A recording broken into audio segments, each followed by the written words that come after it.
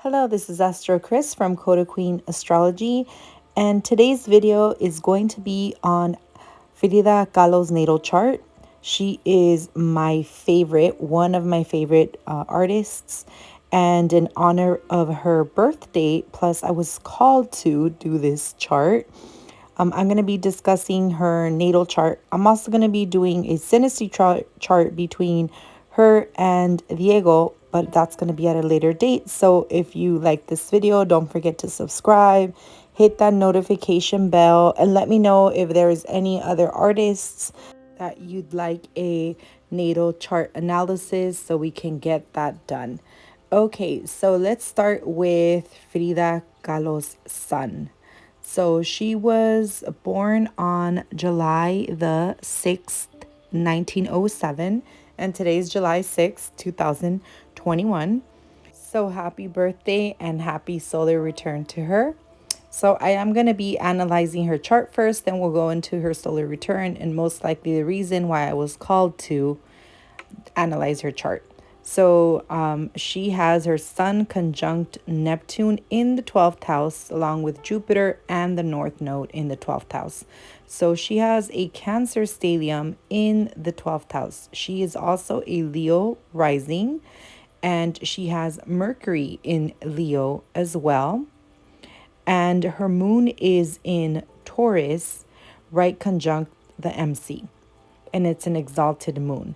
Now, in regard to her artistry, we can contribute that to the Sun, Neptune, Jupiter, and the North Node in the 12th house. The 12th house is a very spiritual house. It's a very disconnected house. And as an artist myself, when you paint, you lose track of time. When you're painting, when you're sculpting, when you're creating, you just lose track of time. So Neptune rules artistry along with Venus, and her moon is in Taurus, which is a Venus ruled sign, again indicating that she has a lot of creative output and imagination. Now, the ruler of her moon, which is Venus, is conjunct with Pluto. So this gives a lot of depth in her personality and also the type of artistic expression she has. Now, in regard to the Neptune and Sun conjunction, typically this shows up as the father, resembling the father in your life. So when we have Neptune and the Sun conjunct, it usually represents a father that was either very spiritual or very compassionate, very different. And in the 12th house, that's foreign lands. So he was a foreigner. And we know that Frida Kahlo has a foreign background. Her father was German. And he left Europe during the war. So he was also a activist and well connected in Mexico, organizing revolutions. As you can see, that he was a silent organizer, not necessarily very active, but he was in cahoots with a lot of these people that organized revolution and also protection for foreigners fleeing Europe. And you can see this with the Sun opposition to Uranus and Mars. So her dad being a rebel, and it's also part of her personality. Now, Jupiter in Cancer is exalted. So Jupiter is still conjunct her Sun, and it's actually an applied conjunction because the Sun travels and hits the energy of Jupiter. So Jupiter brought blessings into her life, and in the 12th house, it's actually considered to be a angelic protection. Now, she also has the North Node there, and Jupiter in the North Node expands your aura, and it expanded abroad.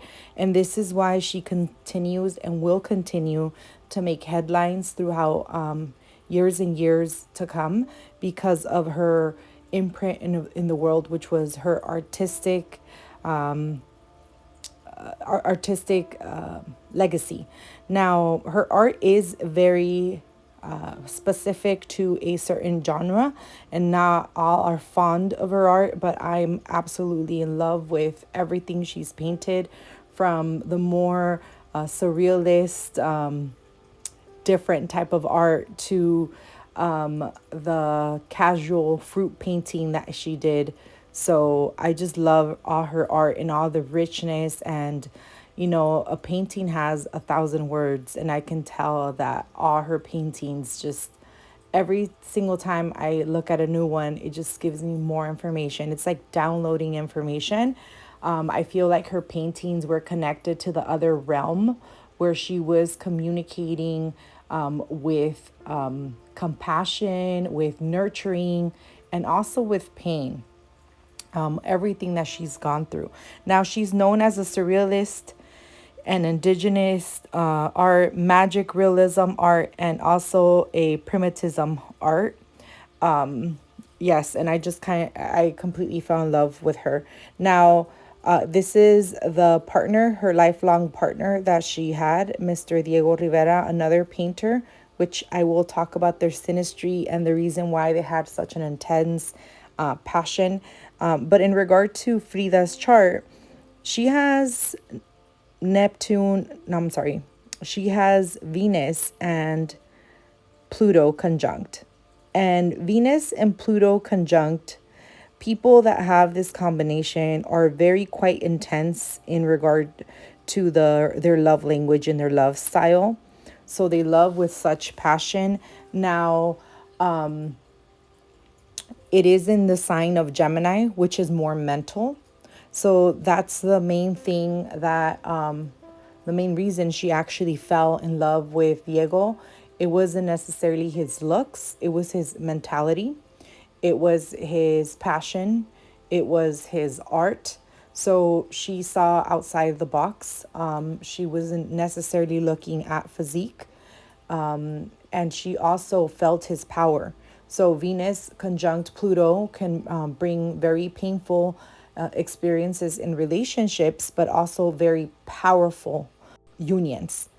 And through this union she had with Diego, she was actually brought to live in the US, which was not a favorite experience for her. As you can see in this painting, she just shows how she misses Mexico and the way that she sees America. We see the flag with, you know, the smog. So very industrialized, not necessarily connected to the sun, the moon, the earth. So she wasn't a big fan of this fast-paced life. And through Diego, she was also recognized as an artist. He admired her.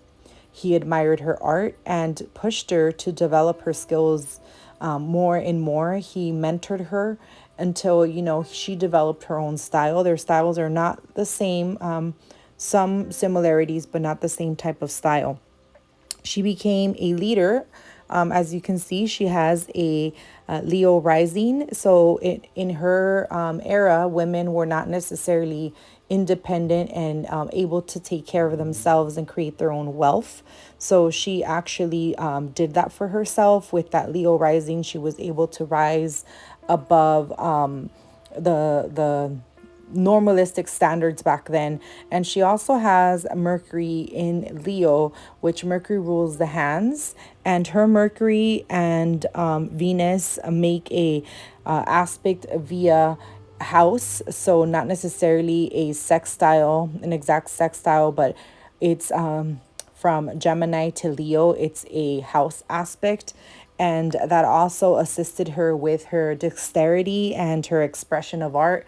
Leo's already known to love art, and that's what she was known for. She didn't necessarily want to become an artist. It's something that just happened based on an accident that she had where she was bedridden. And because her father was an artist, he encouraged art expression and wanted to provide Frida with tools so she won't fall into a deep depression. Neptune Sun, people typically could fall into depression because they're very empathic people, very intuitive people, and they can feel everyone's feelings. And when their own feelings are dysregulated, they just amplify even more, especially with that energy of Jupiter there. But her father was also her like hidden blessing. She was definitely a daddy's girl, and she loved his intensity. That's very signified in her chart. It's a very strong signature that she has. Most of her planets are in the upper hemisphere, which that typically shows a person that has more free will. But the areas of life where she did not have as much free will were first her health, the sixth house. We have Mars and Uranus there, and also her partnerships, and her intense bonding with, that's the union of a partnership, and that's the eighth house. So from the sixth all the way through the eighth house, she has some karmic ties and karmic things to work on. Now, from the sixth house perspective, when we see Mars and Uranus together, this is typically a signature of causing accidents. So if this aspect is touching one of the big three, either by any type of aspect, sextile, trine, square, opposition, it usually makes the person a little bit more accident prone, because Mars rules our actions and Uranus is erratic. It also causes nervous issues or nervousness in the body. So what ended up happening to her, she got into a accident, and this is while riding a trolley, I believe. And as everything crashed and collided, a pole went through her uterus and shattered her uterus, preventing her from being able to become a mother. And as you can see in this painting, she displays the hurt that that caused to her feminine expression, her femininity. She yearned to be a mother. Cancer energy, they love to be mothers. They love to be in nurturing roles, even if they're not mothers. They tend to have this natural mothering energy. And for a person with a Cancer stellium to get this option of becoming a mom taken off the table is quite significant and quite painful for the person. Now, the South Node is also in the sixth house for her. And the South Node in sixth house typically shows a person that struggles with medical issues.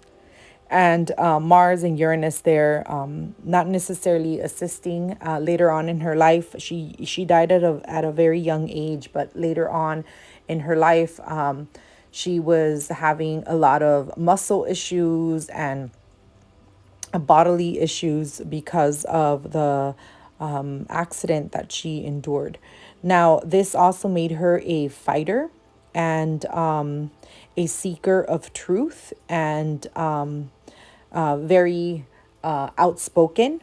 She did use alcohol to first numb her bodily pain, in addition to her love woes, as she was dedicated to this man who loved her but had a different style of loving. Now, she has an aspect between Saturn and Venus and Pluto. And when we just talk about Venus and Saturn aspecting, these people are quite they like commitment. So they're not necessarily the type of person that would enjoy one night stands or have multiple partners. I mean, they can have multiple partners throughout their life, but they don't necessarily enter another relationship without ending the relationship that they had prior. So they're very committed. So she fell in love with a person that was not like that. He was more fluid in the way that he loved, and known to be a womanizer. And with that Pluto conjunct her Venus, she felt like her love would be able to control this. Eventually, it did display that. Eventually, he did devote his life to her until she passed away. But she was trying to change a person. And through these trials and circumstances that she dealt with her partner, she went more into addictions. So she was known to be a very heavy drinker, and also be very involved in esoteric and throw parties in which, you know, libacious parties. So this was during the time when they separated. Now, one of the famous upsets, because her moon is right on the MC. So let's take it back. The moon on the MC is going to give a person a signature of fame, and she's gonna get famous through expressing her raw emotions, her artistic emotions, because it's in the sign of Taurus, and just kind of putting it out there for the world to see. So that's what she did. She expressed her emotions through her art. She put them in an art form through the energy of Taurus, and she made a career out of this. Her moon is exalted, so it's really high in her chart. Additionally, the moon is making aspects to her sun, to Neptune, to Jupiter, and this is via sextile. The moon is also in rulership of this exalted Jupiter.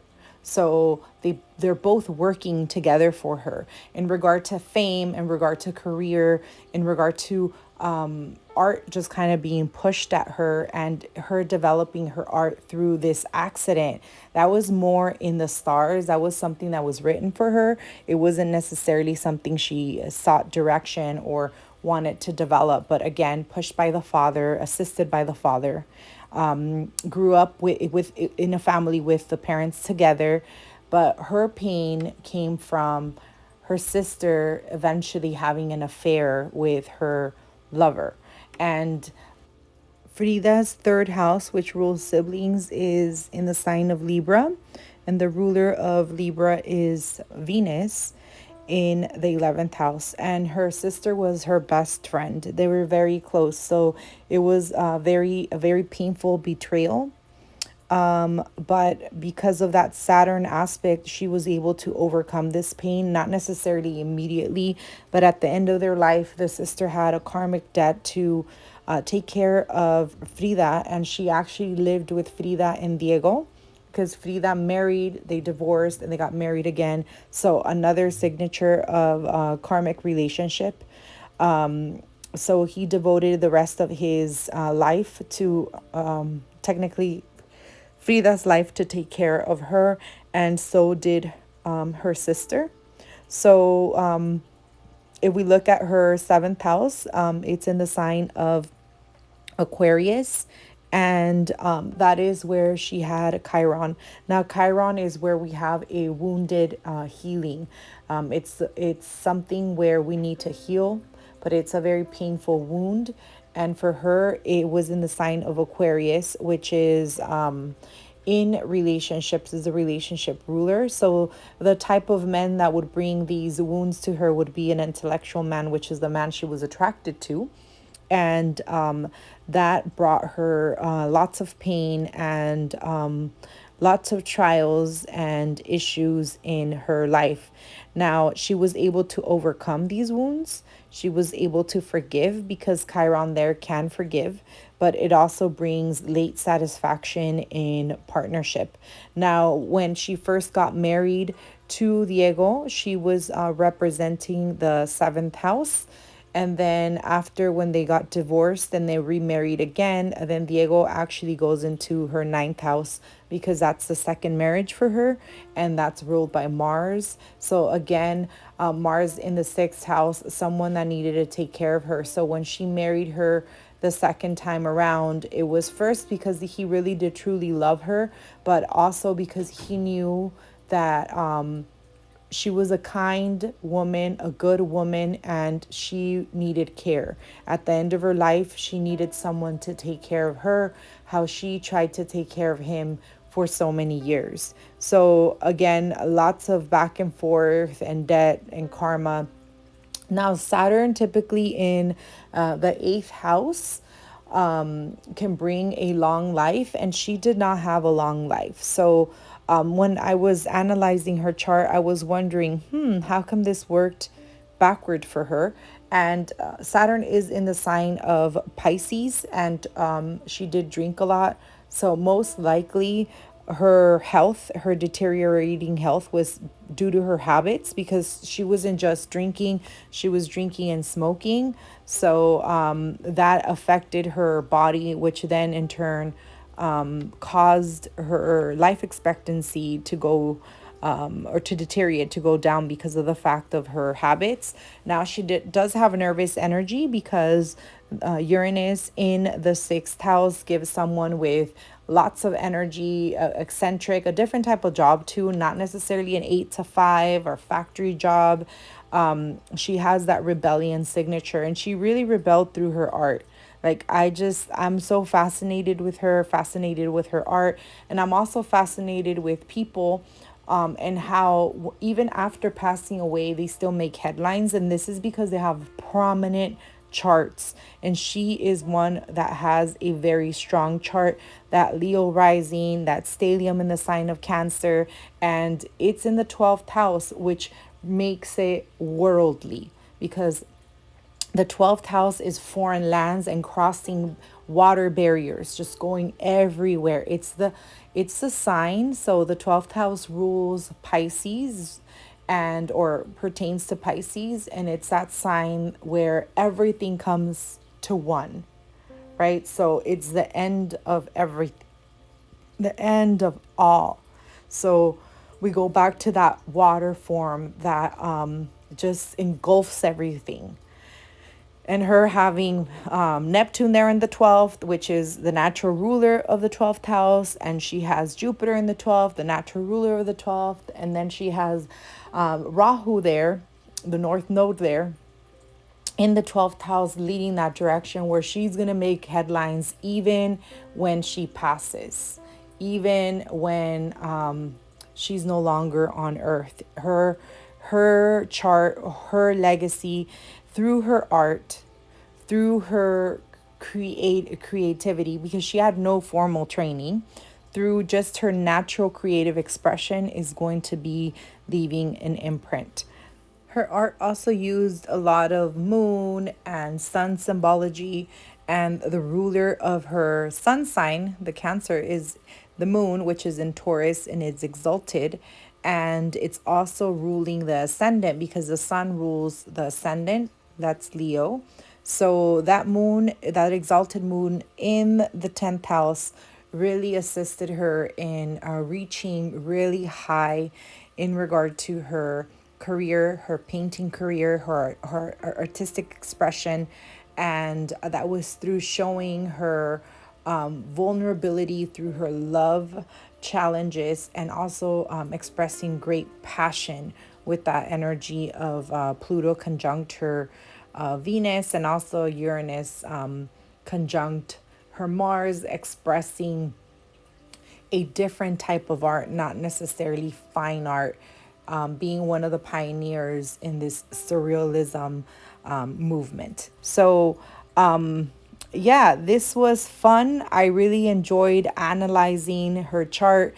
I know I can get deeper and deeper and get lost in like all aspects and things like that. But let's go to her solar return and why I believe I was called to do this reading. So the first thing I noticed in her solar return chart, which happened on July 4th, was that her ascendant fell on 1 degree Pisces, and Jupiter is in Pisces. I actually have Venus at 2 degrees Pisces, so that's already showing how I was called to talk about Frida. She's also one of my favorite artists. And my sun is also in Pisces. Her Neptune's very close to my sun. Her Pallas Athena is right on my sun. So it made total sense why I was called to talk about her. And another thing, the nodes are falling right conjunct my natal node. So I'm very close to having my nodal return. So that's another activation that we see here right on the axis. Now her Sun actually falls in my 12th house because I'm also a Leo rising, but her Venus is falling right on my ascendant. So it totally made sense why I had to talk about Frida and make this natal analysis. I literally had a dream that I needed to do this video. I was just called to just to pay homage to her, as I've always loved her art and big fan of everything that she's done, and also big fan of the artists that followed after her to showcase her talent and really keep on with her legacy. Now, this is the chart, her chart and the solar return combined. And I just kind of wanted to touch base on things that trigger people's chart to continue on with their legacy and like come back into the media, things like that. So this time around, we can see the sun's always going to be activating her sun because it's a solar return. But we do see that she has the moon this time around, the moon in Taurus, conjunct her moon in Taurus.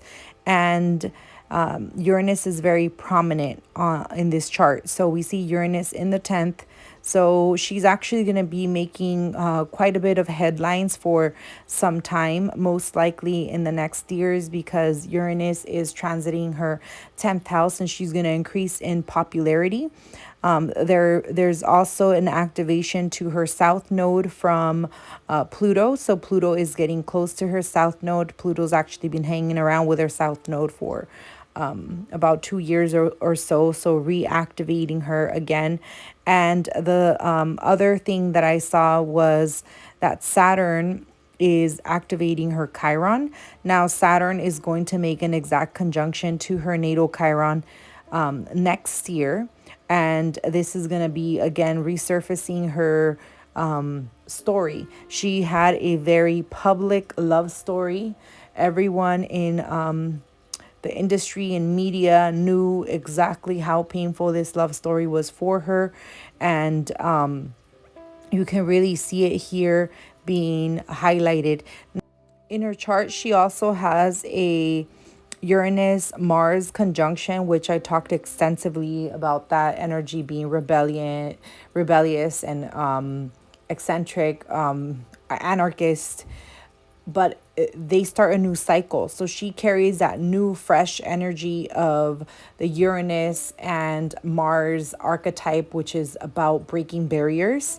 And during 2021, we had a Mars and Uranus square. So we had Mars and Uranus square at the beginning of the year, and now we had the second square, and we're approaching the Mars and Uranus opposition. So not a surprise that this came along right during her cycle of the square, because it's actually squaring her moon in Taurus and activating that. And it was also triggering her Chiron by a opposition. Now, Venus and Mars are also conjuncting together in her first house, and they're near her Mercury, which again, that was her skill.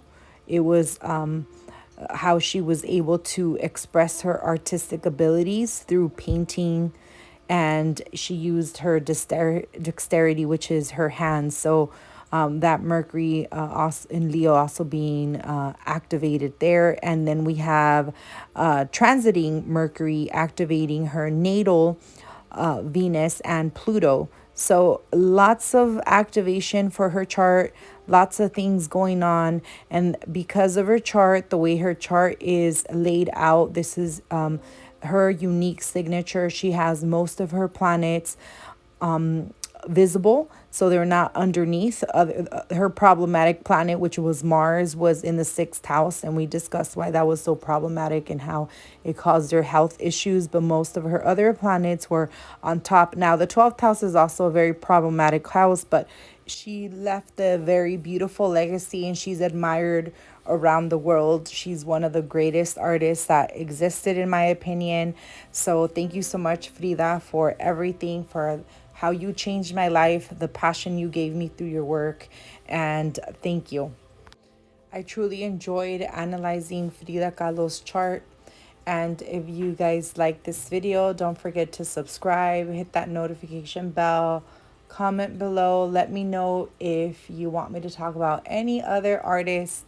I am willing to do the interpretation. I like looking at people and how powerful their chart is and how we're just so called to live out our chart. So thank you again. This was an honor and happy birthday, Frida Kahlo.